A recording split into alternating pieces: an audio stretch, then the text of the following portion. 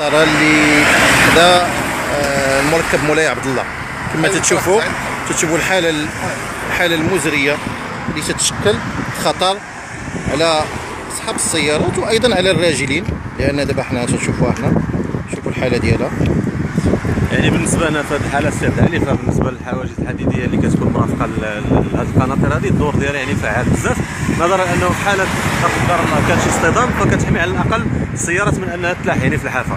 هنا يعني التقادم ديال هذه القنطره الحديد ديالها، بالاضافه للحادثه مؤخرا اللي كانت وقعت، فانعدام الحاجز الحديدي كيخلي على انه الخطوره تزداد، ولا سيما انه يعني بالنسبه للراجلين اللي كيدوزوا في هذه الارصفه، فيعني ربما يعني غير اطفال الا دازوا من هنا واحد فعل اخر فيعني العاقبه وخيمه. كما تشوفوا الان هي القنطره الان بدون حواجز، وهي قنطره تطل على مركب مولاي عبد الله. الحمد لله، اولا الحمد لله تنشكروا المسؤولين ديال عمليه الرباط اولا الاستجابه الانيه من اجل اصلاح يعني الحاجز اللي كان تيهدد حياه وسلامه المراه والمستعملين الطريق. الحمد لله كما تشوفوا في ظرف وجيز تم اصلاح هذا الحاجز الوقائي اللي كانت اكثر من شهر هو في واحد يعني كان دار واحد النداء فيديو سابق، الحمد لله كان تجاوب.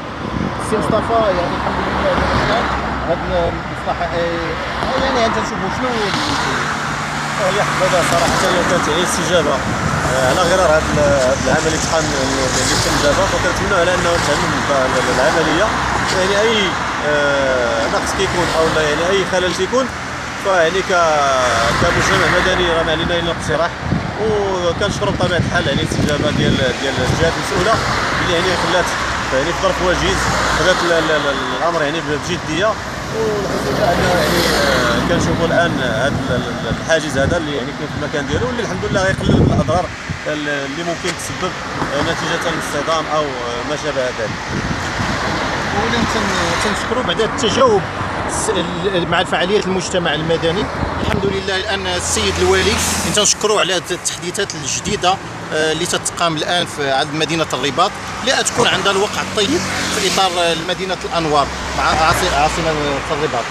اذا تنتمنوا ان تصلح جميع المنشات اللي تحتاج للعنايه، وان ما حنا لا دورنا كجمعيات الا اننا نرافعوا ونطالبوا. الحمد لله كاين اذان صاغيه من اجل رد يعني اصلاح ما يمكن اصلاحه.